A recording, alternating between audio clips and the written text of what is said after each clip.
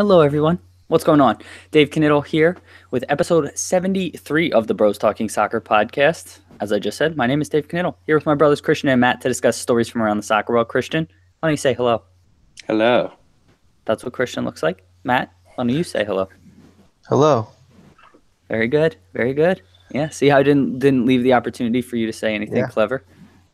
Oh, wow. Yeah. Good for you. Thanks. I really try hard. All right, guys, on YouTube, we're going to jump right into things because Christian has places to be. He's got things to do. One of the most Really popular important. people Yeah, America, possibly the world. obviously. Yeah, definitely. No, definitely the world, not possibly. Totally. Totally. What's going on, everyone? Welcome to episode 73 of the Bros Talking Soccer podcast. My name is Dave Knittel, and I'm here with my brothers Christian and Matt to discuss stories from around the soccer world. Christian, how are you doing today?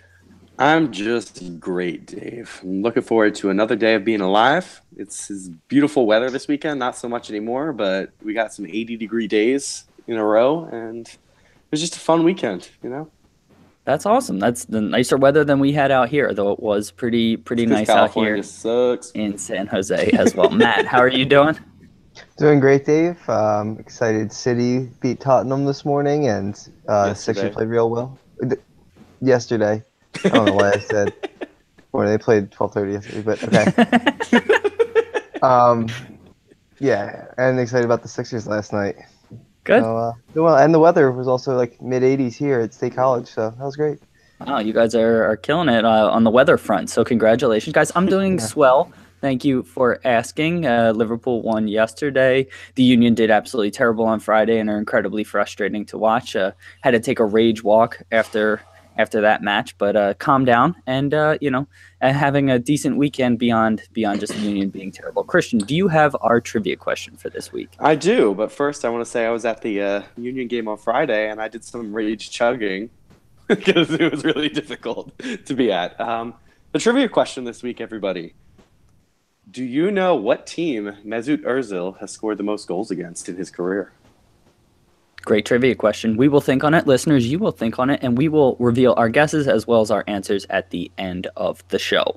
Before we get into our topics this week, we have partnered with StadiumScene.com. So what is StadiumScene.com? Well, if you're going to a stadium in the U.S., doesn't matter if it's soccer, basketball, football, any of the major sports, they have reviews on restaurants, things to do around the stadium, where to park. So you want to go check them out and see, what you should do before you go to a match. And so they have all different kinds of things for you to check out. Additionally, on StadiumScene.tv, they partner with content creators like us who produce podcasts, videos, blog posts, and so much more on a range of sports. So if you're a hockey fan, they have a hockey blog. If you're a basketball fan, they have a basketball. I know, I started to say baseball, switched to basketball right in the middle of it. Damn, I was flowing. So go check out StadiumScene.com. StadiumScene.tv, you'll see our stuff as well as other people's stuff, and go check out StadiumScene.com while you're at it right there. Let's get into our topics, guys. So FIFA was recently offered $25 billion for control of the Club World Cup and a new Global Nations League. Apparently, it was investors from Asia, the Middle East, and some American ones. I think SoftBank, one of the biggest Japanese investment groups, was involved in this bid. FIFA would apparently still hold a 51% stake in all of the competitions. So, Christian, let's go to you for your thoughts. What's up? You said per stake. Per stake. Yeah. 51% stake. 51%. 51% stake in both competitions. Sorry. Christian, should FIFA sell in this deal to get $25 billion? I honestly absolutely agree with their decision if they do sell. I think it's a huge advantage because the way that those tournaments are run right now are not good enough. And hopefully someone else coming in could change it up and make it more entertaining, really, on the whole. Okay, so you think that the outside investment would make it more entertaining on the whole? There you go. Yeah. God, we're getting lots of Austin Powers quotes in here this morning. Matt, what are your thoughts? Should FIFA sell here? I just don't know the implications of like this new group, and like would they have control over like could they just implement like new rules into the how much power would they have on these tournaments. Yeah, so that was my initial thought, but I mean, with FIFA still holding a 51% stake, as long as FIFA doesn't fracture in their ownership group, they would still have the majority, and I believe be able to enforce whatever they want. Okay, yeah, then I think I'm fine with it because these tournaments do have the potential to be something great. Sorry, do you guys hear that just thud, thud? No. I do. Yeah, it's just a rhythmic just thudding the entire time in the background. Is it at your It place? sounds almost like a fan. It stopped. I don't think it's at my place because Christian. It stopped. Okay, so then it Nope. must be coming from me. I moved my mic back a little bit. Is I it? don't hear it anymore. Okay, it may have been me. Sorry. You're having a lot of technical difficulties today, Dave. Just don't even get me started. Yeah. Sorry. Okay, yeah, so I'll go back into my Podcast name Rhythmic Thud.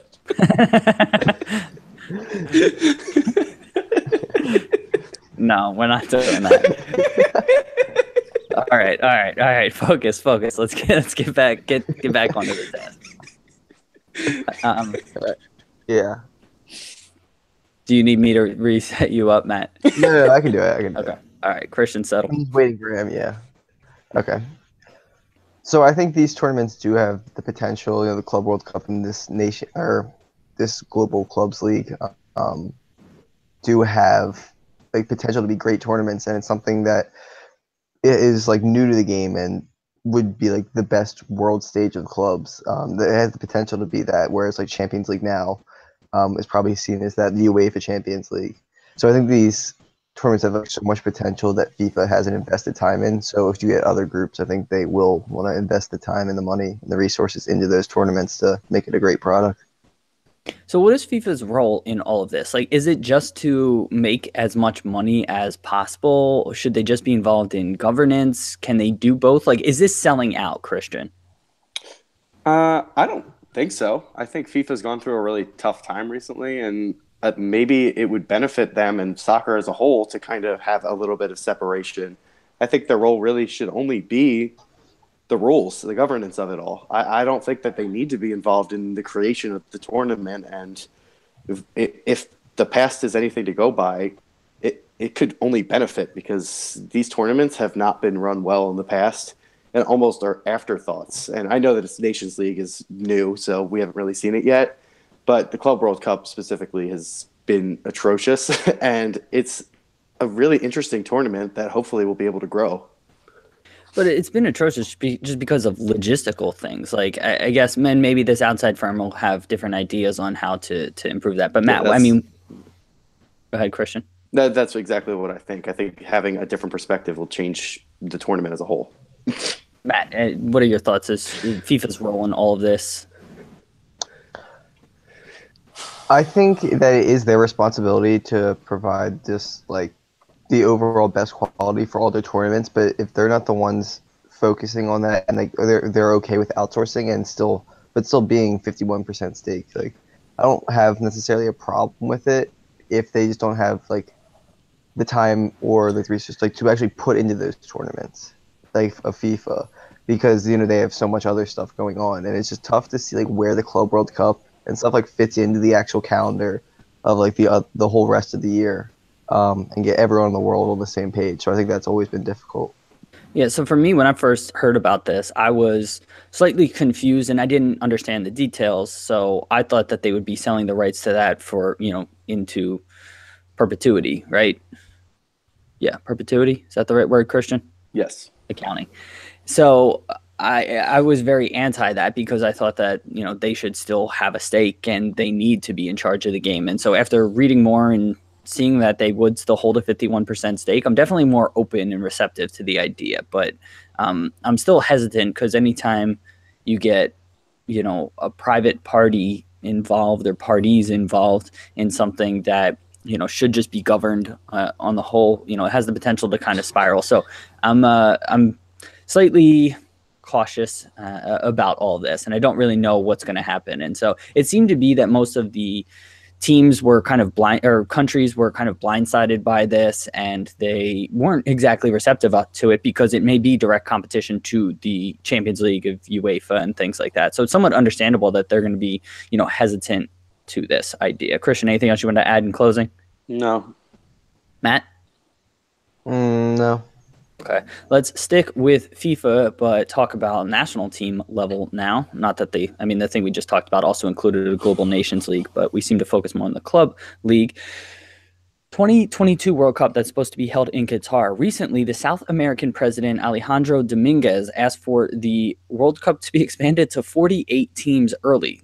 So it's being expanded to 48 teams at the 2026 World Cup, but now he has asked for it to be expanded to 48 teams for the 2022 World Cup. Matt, any ideas about why he would possibly be asking for this? Maybe so the United States has a chance to qualify. Hey-o, zingo. Yeah. But why would he care about the United States? Yeah, I just want to throw that in there.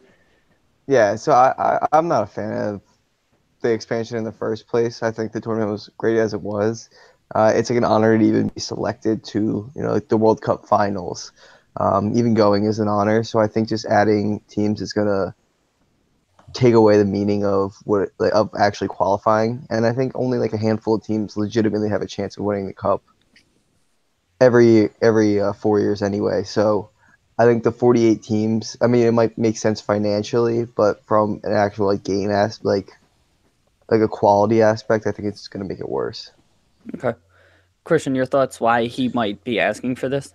I think it's just to financially help some of the smaller nations who really don't have a shot of making it right now. I really am not a fan of adding any more teams. I don't think other teams are really going to have more of a shot to make the final. Or I really didn't like the way that the European Cup was run this year when they added more teams and the third place teams got through. I just think this is going to become a mess. Championships? Yeah. What did I say? The European games? No, you said European Cup, which is sorry. Champions League. Or no? Yes. I just think that it's really going to tarnish the reputation of the World Cup, and I don't think we need to add any more teams to it right now. I think that it's a prestigious tournament where only the best should be in, and I think it's run as best as it's going to be right now. But it's expanding anyways, right? So let's move past the fact that we don't agree that it's being expanded. It's being expanded, well, right? But I want to keep it this way as long as possible. Okay. So there's no reason to push it forward. Okay, all right. So that's fair enough. And then so the second point in all of this is, could Qatar, a fairly small country, even handle this? Matt, what do you think? I didn't think about that. I don't know much about like the living, so like the hotel situation and how the tourists are all going to live in Qatar and like get around. I know it doesn't have a huge population, and but like I don't know about the infrastructure of how they're going to deal with the people. I mean, I assume they have that planned out by 2022.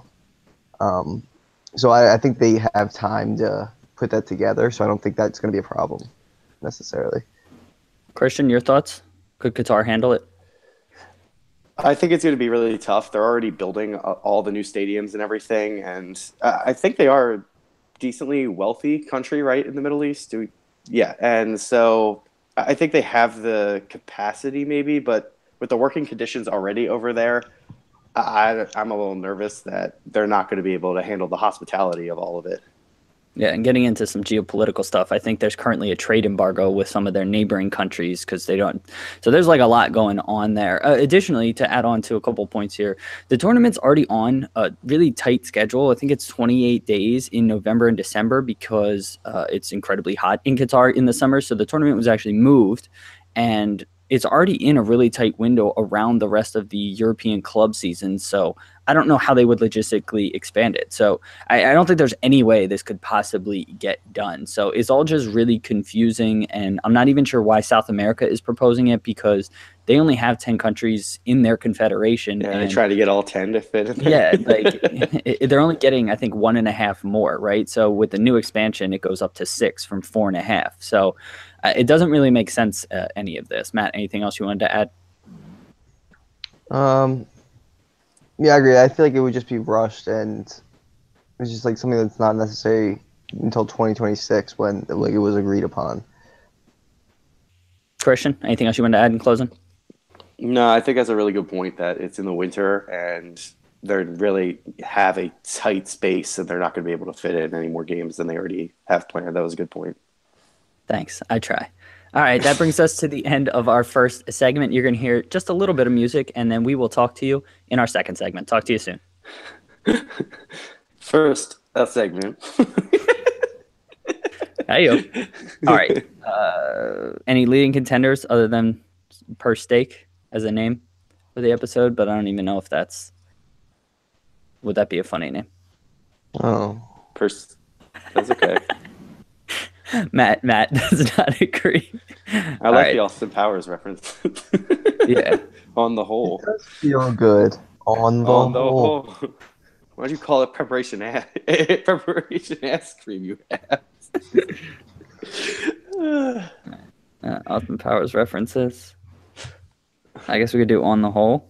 No, we didn't say on the whole, though. I just said... I said on the whole. You guys said whole a lot. I said whole a bunch of times. Yeah. I do that every week where I, for whatever reason, get like one word in my head and like I repeat it so many times throughout the episode, and it drives me crazy. The only reason I kept picking up on it, somebody made an Austin Powers reference after the first one, and then I just kept hearing whole. Me crazy. Yeah, because what we did the billions, right, with the pinky. Yeah. All right. Anybody watching? $1 million. Actually, I think it's just us right now. Okay. Welcome back, everyone, to our second segment. Let's talk about some Champions League. So there were some pretty crazy matches in the UEFA Champions League this week. We had City versus Liverpool, Roma versus Barca, Madrid versus Juve, and then Bayern versus Sevilla, which was not exciting. But of the three matches that kind of were exciting, Christian, which one was kind of the most exciting or most maybe surprising for you? Well, I want to say it wasn't surprising. Matt got it perfectly on the spot that the game wasn't going to be close over two legs. But I think it was a little different than he expected it to be. I obviously am always going to lean towards that Liverpool City game. It was the same country, and it really was just fantastic. And Klopp just outclassed Pep for once. Well, not for once. He's done it again. But it was really, really awesome. The Madrid-Juventus game was probably the most crazy, in my opinion. I thought it was absolutely insane and entertaining right from the kickoff. And it was really surprising what was happening because if you watch the game, Madrid were dominating pretty much the entire match, yet went down 3-0. It was ridiculous. I don't agree with that. I don't think they were dominating. I thought they completely controlled the entire pace of the game, and they just couldn't score. And it was controversial at the end. I agree that it's a penalty. A lot of people I know don't, but it was pretty insane, and it's a little sad that Buffon went out the way that he did. But if he's going to go out that way, I think he should have knocked some people out in the process. Okay, and then Roma Barca. Any thoughts? Roma Barca was just one of the biggest shocks. I still am trying to process what happened, and I think they clearly were missing a player like Coutinho in their midfield for that game, but that team is way too good to ever let what happened happen. And that was, I mean, it was shocking. It's amazing for Roma. I'm happy we don't have to play Barca. We get to play Roma in the semifinals now, but it was honestly shocking and really good for them. Christian's a Liverpool fan, for anyone who may not know. So when he said we. Yeah, totally. Matt, your thoughts on these three matches? Yeah, I thought all of them were crazy matchups. The City-Liverpool one, I think it was a lot closer than the scoreline said. I mean, what, 5-1? Liverpool, yeah. Liverpool played well. They're the best team that played us this year. I think hands down, but the scoreline, it wasn't like they dominated City, and I think it just had a couple bounces go their way, and they won the game. Like, it's not like that happens in soccer. They deserve to win. So I thought that one was just a good matchup. The Barca-Roma game was absolutely wild. I couldn't believe that Roma actually got that done. Like, never in a million years, especially because it was Roma, Barca. I think everyone just kind of wrote it off.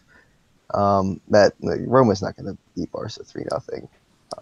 Yeah, I think the BBC apparently didn't even send like reporters to the game because they just assumed that nothing was going to happen. Or that may have been the Real Juve game actually, so I may be wrong there. But anyways, sorry, Matt, continue. Yeah, so I think it's incredible that Roma were able to win that game. Um, and oh yeah, the other one was Madrid Juve. That was another game that most people wrote off. I thought it was pretty much over after the first leg. Not playing with Dybala the second leg.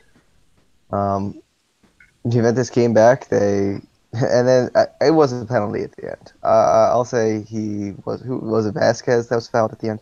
Yeah, it was or it wasn't a penalty. Sorry, I wasn't. That wasn't clear. Okay. I think he came through the back. It was a close call, but I don't know if like Buffon should have responded in the way he did. I don't know what he said, but he seemed very hostile towards the ref. Well, I mean, you got to understand, there's a lot of emotions going into it. So, yeah, he shouldn't have done what he did, but I can understand it because there's a lot of emotions. It's possibly his last Champions League game ever, and for it to end kind of in that fashion, I can somewhat understand it. Yeah. Yeah. So, for me, I mean, Matt, I kind of agree with you. I think the Liverpool City match was a bit flattering scoreline to Liverpool. I mean, that goal from Sané, I think it should have stood. I don't know why everyone keeps saying whether Milner deliberately tried to play the ball or not. So there was a controversial play where I don't know, I was a Gundogan chipped the ball over the top to Sané, who was running onto it. I can't remember who played the ball, or maybe it was Silva. Sané was onside when the ball was originally played, and there was some deflections that happened, and Milner ended up deflecting off of his knee back to Sané, who at that point was in an offside position. But the last time City touched the ball, he was on an onside position, and that would have made the match 2-0 right before halftime, and it would have made the tie, I think, a little bit more nervy for Liverpool. So I think, that call seemed to go their way, and then, City seemed to unravel a little bit. Pep was sent off. So I agree there, Ben, but me being a Liverpool fan, I'm happy with how that turned out. Roma versus Barca, I thought that was just insanity, and like you guys have said, I don't really have too much else to add, and I also agree with the penalty in the Juve match. I think it was a penalty, and I can understand the reaction, but it was still over the top, and I don't know if it was something Buffon said or if he kind of bumped Oliver because they were all up in his face, and so I can kind of understand the sending off, but he probably should have just given a yellow card and understood the situation of it being, high emotions and all of that. Christian, anything else you want to add here? No. Okay, Matt? No. Let's talk about Barca because they're having almost a legendary season. So they are still undefeated in La Liga and are 6 matches away from being the first undefeated side in La Liga since the 1930s when Real Madrid did it. They won yesterday 2-1 against Valencia. So, Matt, your thoughts here on if they only win the La Liga and Copa del Rey and go undefeated in the process, how does that stack up with other, maybe just recent Barca teams, the 08 kind of teams? Like, are they right up there with them, or because they didn't win the Champions League, does that, negatively impact them at all? No, I still think this season's been incredibly legendary. I think the Champions League is its own kind of honor, where it's like it stands alone. Like it's a different type of award than necessarily like a reflection of how well the club did. Like Real Madrid, if they win again, they're going to win 4 of the last 5. But like it's not necessarily a reflection on what they've been the last 5 years. It's not like they've completely run out the table in the last 5 years in the league and everything in the Copa del Rey. So it's so hard to win the treble. Like that doesn't happen very often, and then a couple teams have done it pretty recently. I think people just assume that only great teams, like the only teams that win treble are the only great teams.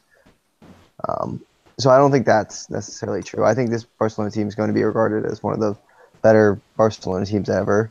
The Invincibles, they didn't win the Champions League that year, and I'm pretty sure they're talked about in pretty much every any sentence about Arsenal, they bring up the Invincibles. So I think it's still a great season for them.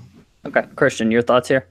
Till 2009, it was unheard of for any team to win a treble. So I think it's unfair to hold them to that esteem. This Barcelona team, no offense to them, they're doing really well. This isn't this team that Pep Guardiola created. That team was incredible, and they still couldn't even do this. So I really don't think this team is as good as it's showing, but the tactics seem to work almost in every single game, and they Except for aren't against losing. Roma. Well, yeah, but they have been so dominant in Spain that it honestly is surprising. Coming into this year, PK said this is the first time they feel inferior to Real Madrid since he's been there. And for some reason, they have just continued to win, continued to get results. Even when they were playing Sevilla recently in Sevilla, they were down 2-0 in the 88th minute, somehow got a draw out of that game. It really is something that's going to be remembered. They broke the record this weekend for most games in La Liga in a row that without a loss, 39, I believe. They beat Real Sociedad's record. That is incredible, and because they have that record, obviously they're going to be remembered. So it didn't sound like you were done. That was I was a little confused Okay, there. But well, yeah, no, I don't think winning the Champions League is as big of a deal as people are making it. Even Pep Guardiola just was quoted saying it's more important to win the league title than it is the Champions League. I mean, he might be saying that because he just got knocked out, but I honestly think winning a league title is more difficult right now over a long period of time against same opponents twice every single season. I'd agree with that because there's a lot of fortune that goes into the Champions League and your draw and things like that. Madrid has already had to play Juventus and PSG, and Bayern has, all respect to the teams that they've played, had a relatively easier time in the competition. And so, you're fortunate in sometimes with the draw. I mean, I'll go back before the season started. I remember having a conversation, and I thought Real Madrid was going to run away with La Liga, and Barca was going to be in really, really rough spot. And so couldn't have been more wrong. For me, the Barca team it doesn't pass the eye test. They've had so many more talented squads that, in the past that have been more dominant, have been so controlling. But at the end of the day, no squad has done, what they've done or could possibly do. And so I think there's an element of putting them right up there, but I don't think quite as high as that, what was it, 08 to 11? I think when tiki-taka kind of first came into kind of modern soccer and they were just so dominant, I don't think this squad, I can put them up right with them, but they would just be like a notch right below them because, that Barcelona team back in the late 2000s really just changed the way kind of everyone saw and sort of played soccer. So you either went with that sort of possession model or you tried to adopt a counter-attacking model to sort of counteract that. And so that was sort of revolutionary, and I just can't put them quite with this side. But, I mean, they're right up there. They're the first team in, 80, 90 years to possibly go undefeated. So I think that plays a role. Matt, anything else you wanted to add? I don't know if you can. I just think Barcelona doesn't have the flashy names. They're losing Neymar. They don't have like a Xavi anymore. Iniesta's older. I don't think they've had just the same names they did before. Suarez, Coutinho. Yeah, but you don't Iniesta. say Suarez like you say Ibra, and especially What? at this stage in his career. Oh, okay. So you're talking about more star power, because Suarez, I mean, is more effective. Ibra and yeah. okay. Okay. I don't know if he's more effective. He's more suited for Barcelona than Ibra was, for sure. But you're talking about more world kind of star. Yeah, so like Neymar, losing Neymar. They just don't have the names, but I just think that's mainly media driven. I think if they do this, why aren't those players the best players?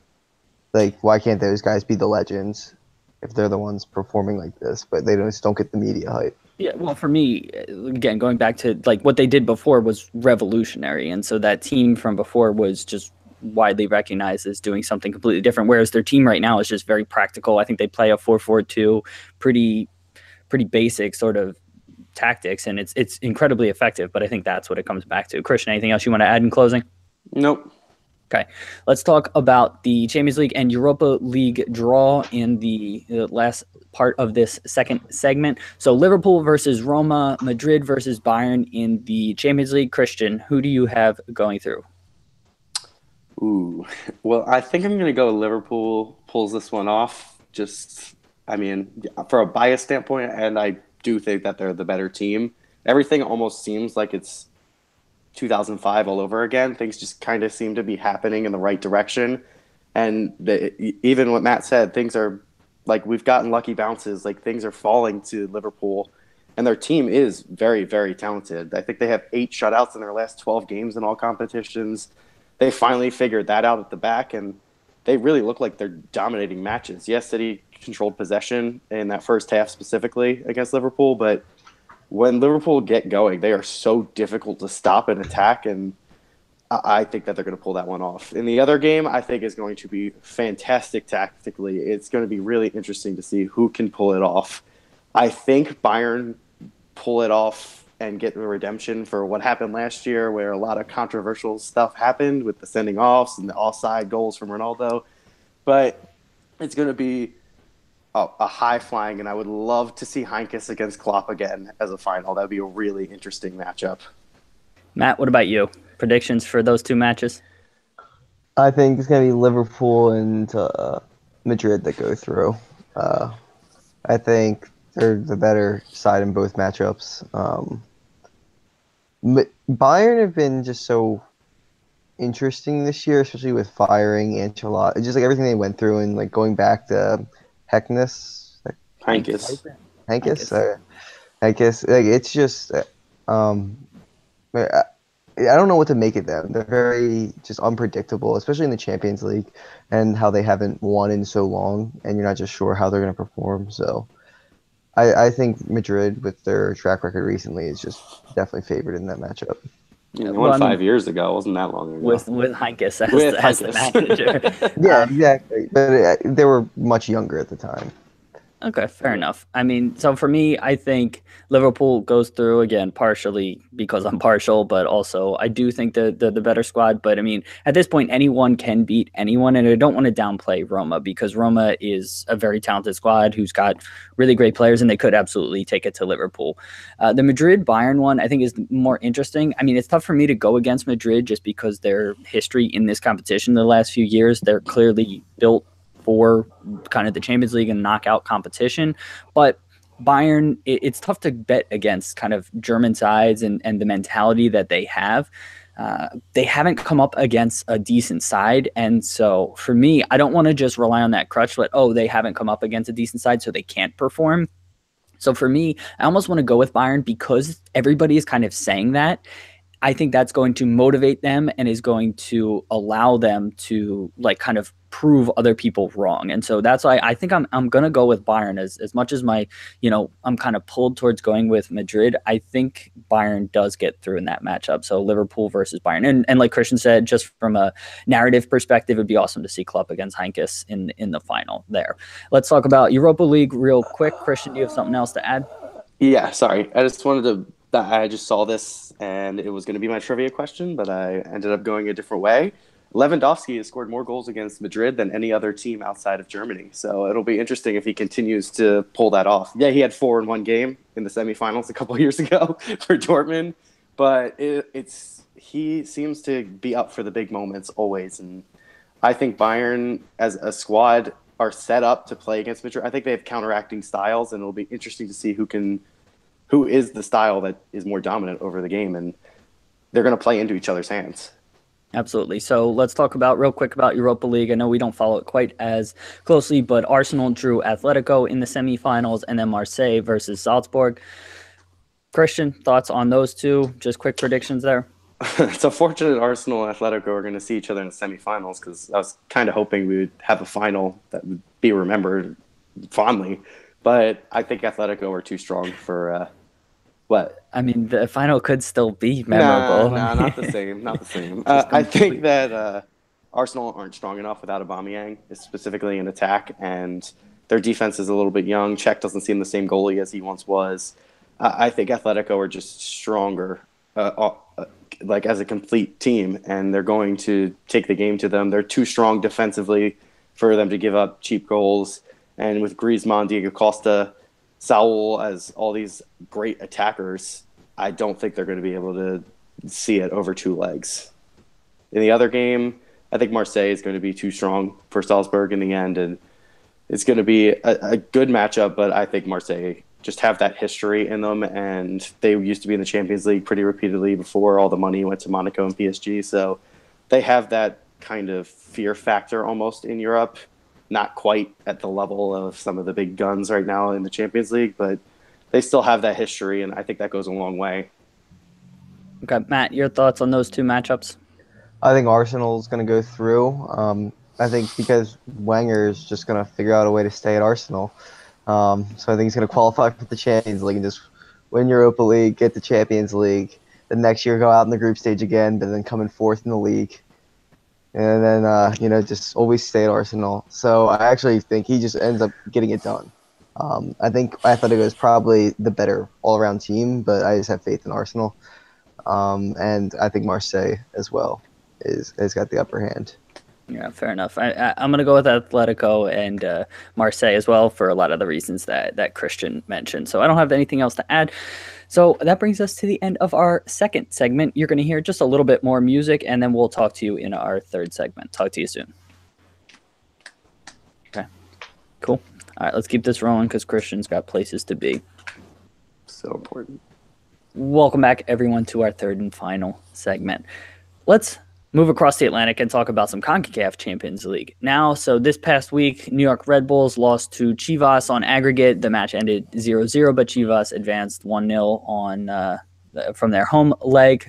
Red Bull dominated the match, but they just couldn't get the win. Meanwhile, Toronto looked incredibly comfortable and dispatched Club America in Mexico for the aggregate win. That match was also 1-1. Or was a draw and was 1-1, but Toronto had won 3-1 at home. So, Matt, is this a turning point with the competition, CONCACAF Champions League, which has been dominated by Liga MX for so long? Is this a turning point for that competition?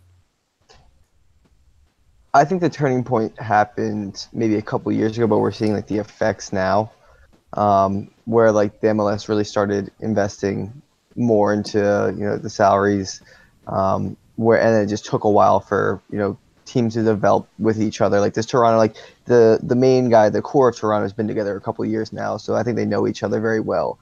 So I think that also has an advantage to why they're in the position they're in.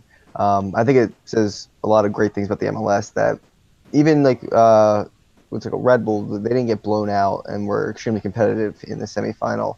And the fact that no MLS team's been in the position they're in before, and we almost had a two-team final, I think it just reflects very well on the MLS.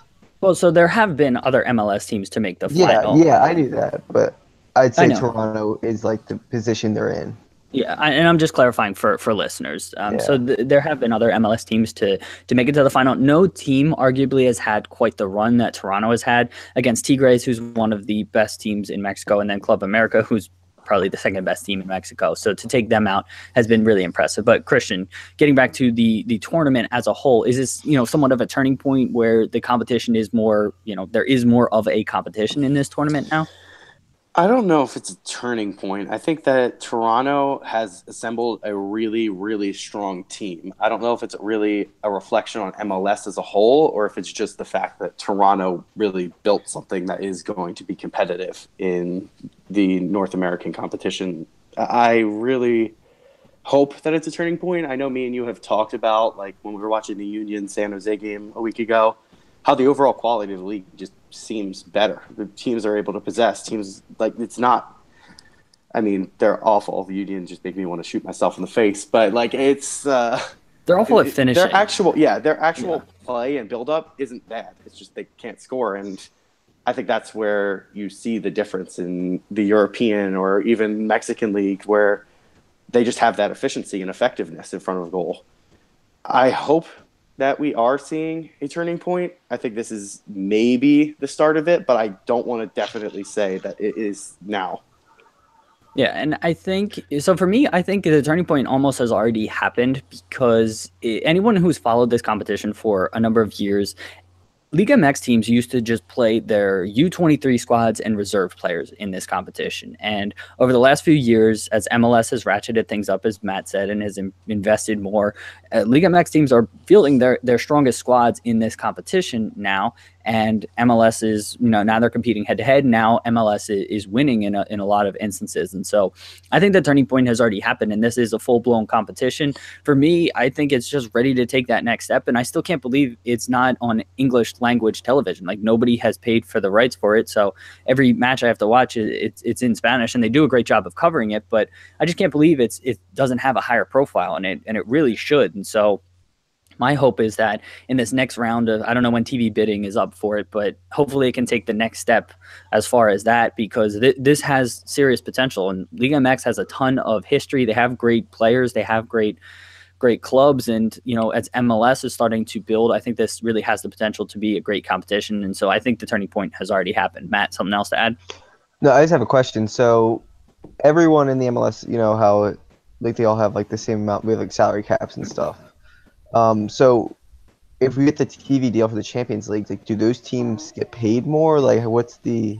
So the way MLS works with allocation money is if you finish in a bad spot, you get more allocation money to hopefully improve your roster. But if you enter the CONCACAF Champions League, you get more allocation money because you're playing in more tournaments. And so, it's not the same as like NFL or NBA, where poor performance is rewarded with great draft pick. And, with that MLS, there's elements of both. Great performance, you're rewarded with bonuses and allocation, but also poor performance. So yeah, you get extra allocation money for being in Champions League. Okay. Yeah. But okay, so would that money trickle into the MLS is what I'm saying? Like, would that also be part, like the CONCACAF Champions League TV deal, would that have an effect on like MLS salaries?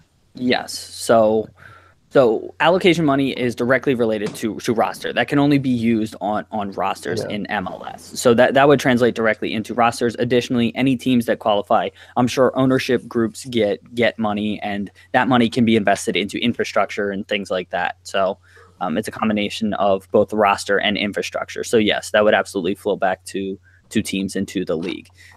Christian, anything else you want to add here? I just can't agree that there's a turning point until we win this competition and are consistently putting one or two teams in the semifinal every single season. That's the only way we're going to be getting TV rights, and people are going to draw interest in America and Canada. So I think we're getting close. It's just not here yet. Okay, and that's a really good point, because this could just be a one-off year where the teams happen to do well, but yeah, consistency will be key. So next year will be really interesting to follow. So that's a great point. Last thing we wanted to talk about here in this segment, there was a recent article from MLS Multiplex. We'll link to it in our show notes as we always do, and it was talking about the 50+1 rule in ownership. So this is famous from Germany, where no club can have more than 50% ownership of one particular person or entity. So basically, you can't have a big kind of benefactor, billionaire own and run your team. It's more of a collective, community type based activity. And so the article was kind of correctly arguing that this type of thing helps build the bottom of the pyramid, and it gets clubs ingrained into communities, and it hopefully prevents relocation and things like that, because if you have more owners, it's more of a part of the community and a fabric in there. So Christian, your thoughts here on where the heck is somebody getting arrested over there? Yeah, they came for me. Yeah, they're coming for you. Christian, can you talk us through, maybe the positives and the negatives in your opinion on whether USL should adopt this model, so the second division in America? I think they should adopt it. I think it has a proven track record of being successful, and specifically for lower divisions, because MLS for sure is not going to adopt this model. It's a league-run league. I guess it's single not entity. individually. Yeah, it's not individual clubs own themselves. I think it'll be interesting to see if groups are able to come together and form what could be potentially powerful clubs that could end up competing with MLS over the long stretch. I think it's going to take years and years before any of this even happens, 20, 30 years at least. But I think it'll be interesting to see if ownership groups come in and are able to attract maybe young star talent and bring them in, and maybe even European talent, develop youth academy. Like it'll be interesting to see if they're able to take a different model from MLS and make it competitive in the US against each other. It will be interesting to see, but I mean that model has pretty much been proven to be not as effective as attracting star players. So right, like in the article correctly argued that, you know, the Bundesliga is lagging behind the Premier League because the Premier League has billionaire owners who are willing to just dump tons of money into clubs, and they can kind of operate. It's a lot easier to operate on a single sort of decision maker rather than a collective, right? That's just the way clubs can kind of work. So it'd be interesting to see how that would play out. But Matt, I wanted to get your thoughts here, positives and negatives to this particular ownership model.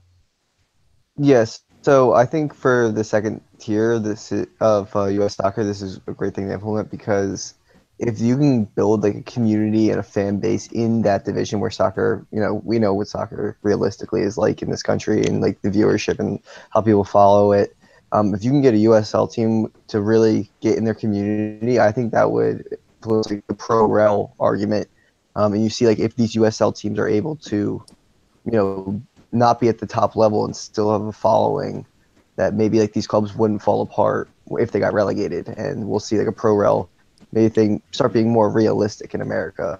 I think that's the benefit of implementing this. You know, like having billionaire owners dumping money could really benefit. Okay. You're breaking up quite a bit right now. I think you're frozen. Okay, you're back now. Hello. All right. So we started to lose you a little bit there. So I know, but you made really good points. Do you wanna say that again? I know. Huh? It's a good point. It sounded like I was going to make a good point. Yeah. No, I mean, we were hearing basically you were talking about building building a foundation for possible promotion and relegation organically. Yeah. What was the last thing you heard? Promotion relegation is the last thing I heard. It was kind of right at the start of when you started to talk about promotion and relegation.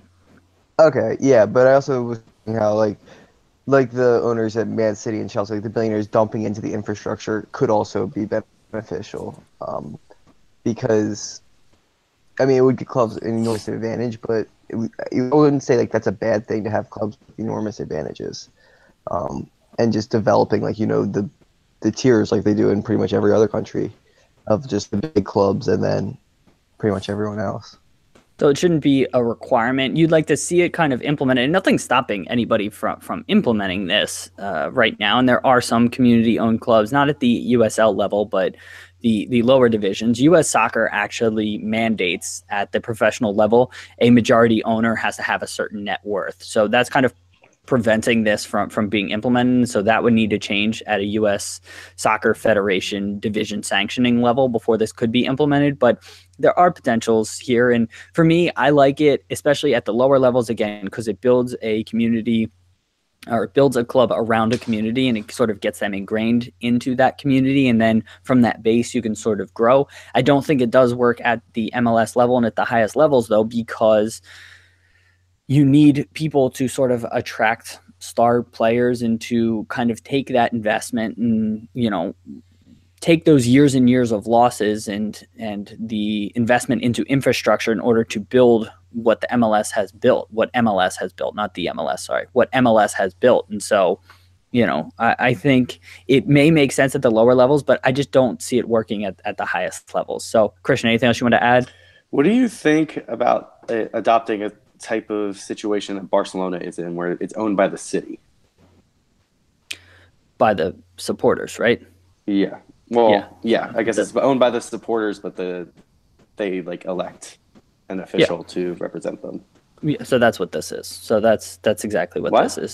So this is basically, well, it's not exact, but basically you can't have one entity with a majority ownership stake.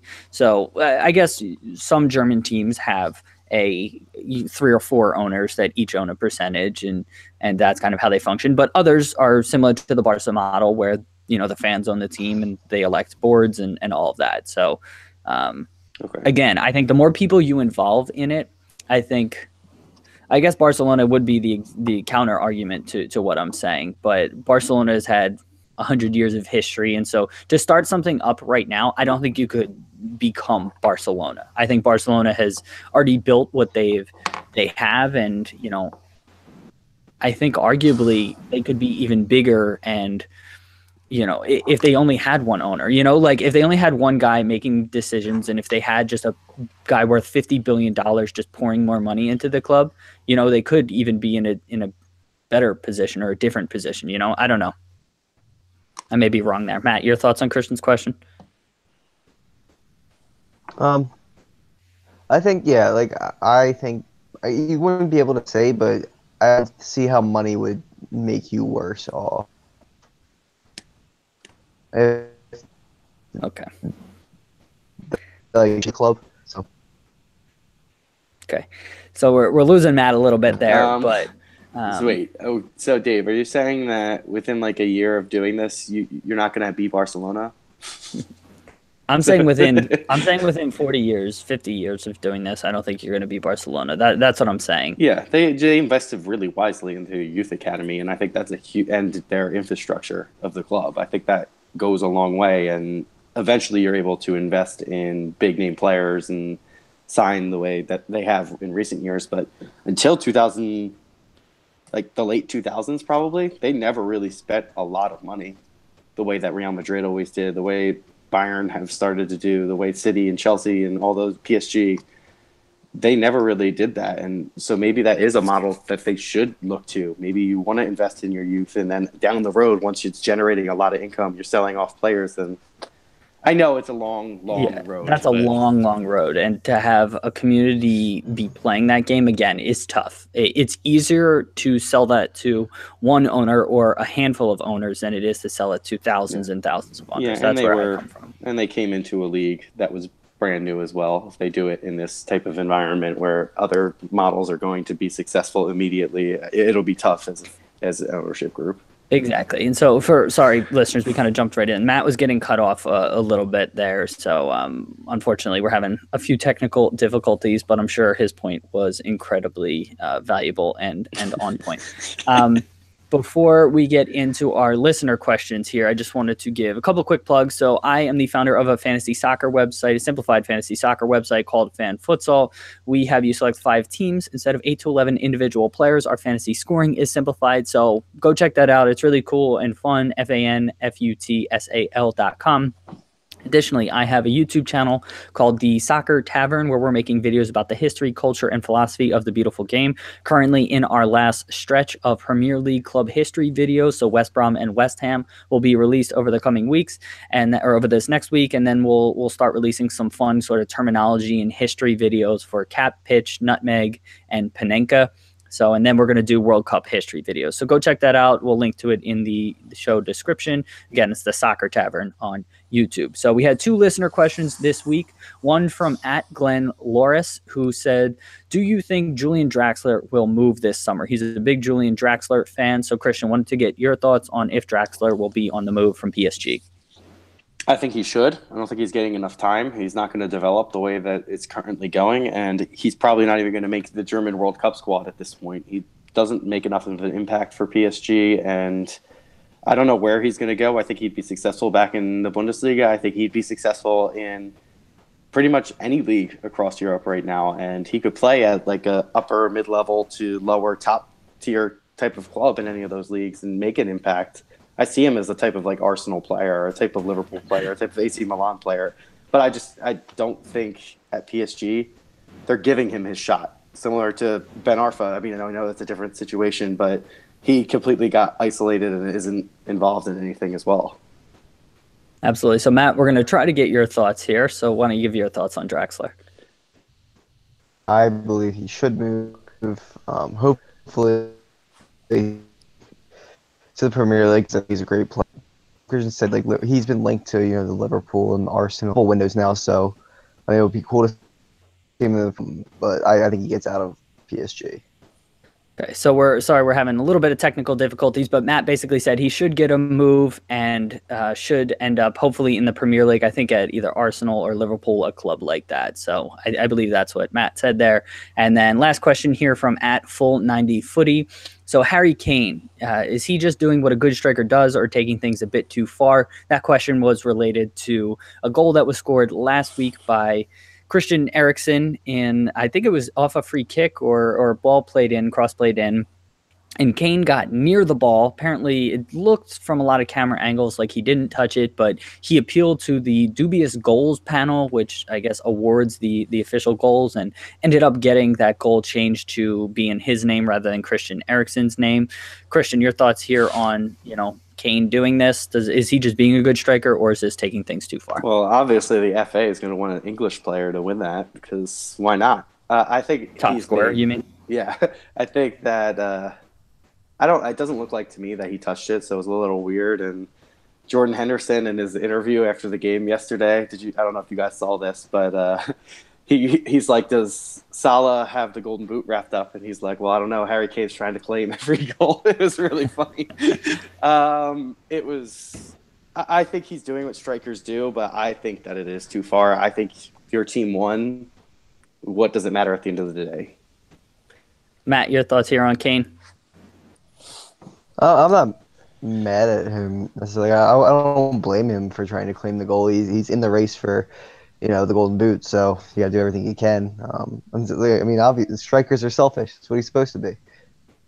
I kind of. You're supposed to be selfish on the pitch, not off of it. This is on the pitch. No, this was after the game. Like, you want to score goals. You want to be in possession. You want to take all the shots, which he does all the time. But once the game is over, if your team won, why are you claiming that? I think that's a completely different. Yeah, I guess, I mean, so neither of us have made it to the Premier League level of player. And so, there's a part of me that, I think I was always a player that sort of, tried to be a team player and, do the right thing and all of that. But ultimately, these guys have made it to the highest level. And in order sometimes to make it to the highest level, you need to be selfish in almost every way because you need to be solely committed. And, would he be where he is if he wasn't doing things like this? I've talked about it with Alexis Sanchez behaving the way he behaves and other players similarly. You want to hold them to a higher standard, but I don't know if they would be where they are if they were deferential, and if they did just not care. And so the fact that he cares maybe is how he's been able to achieve the level he's able to achieve. So I don't think this is going too far. For me personally, I wouldn't do this, but he's a Premier League striker trying to win the Golden Boot. So I think he's just being a good striker. So Christian, you want to recap our trivia question and we'll give our guesses? Trivia question this week is Mesut Ozil has scored the most goals against which club that he's come up against? Matt, you want to give your thoughts? You can guess how many goals it is as well if you would like. I don't even know how many goals he scores in his career. He doesn't score often. Yeah, I know. I'm going to say Bournemouth for 7. Okay. I'm going to say 8, and I'll go with Liverpool. That's weird. Okay, fun fact, he has scored the most goals in his career against Atletico Madrid, who he will face in the Europa League semifinal, and it is 4. I thought you were talking about Premier League clubs. I didn't say Premier League. I know. Yeah. So I misinterpreted that. So that's on me. That's 4. A good question. So 4 against Atletico. Interesting. All right. Thank you for that great trivia question. I'm sorry, my trivia comprehension is not. And that's why. And Lewandowski is going against Madrid, who he's scored the most goals against outside of Germany. So look at that. Yeah. So you said outside of Germany. Yeah, you said outside of Germany. So that's why I thought, all right, Ozil outside of Premier League. That's not what I had said. I know. That's on me. That's on me. That's on me, dog. Take that. All right. So with that brings us to the end of the podcast for this week. We will link to all of the stories we discussed in our show notes. So go check them out. We'll also tweet them out from our Bros Talking Soccer Twitter handle, which is @BTSoccerPod. If you want to get in contact with us, our email is bros.talking.soccer@gmail.com. Go check out our website, brostalkingsoccerpodcast.com. Past episodes, read about us, tons more. Christian and Matt, thank you guys for being here this week. And listeners, thank you for being here. And we will talk to you next week. Good luck in your game, Christian. Bye. All right, everyone. All right, YouTubers, bye-bye. Bye-bye.